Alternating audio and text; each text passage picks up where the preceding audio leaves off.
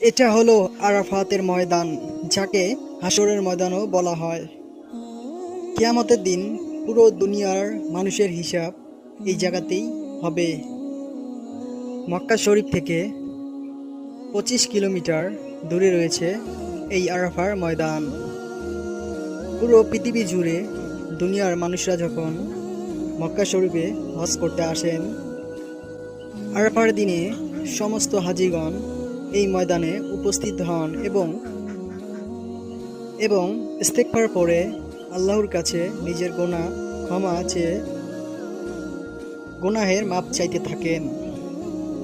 কিয়ামতের দিন এখান থেকে শুরু করে মুলকে শাম, যা সিরিয়াতে অবস্থিত, ওই পর্যন্ত এই ময়দান এক হয়ে যাবে, মানে এত বড় হবে।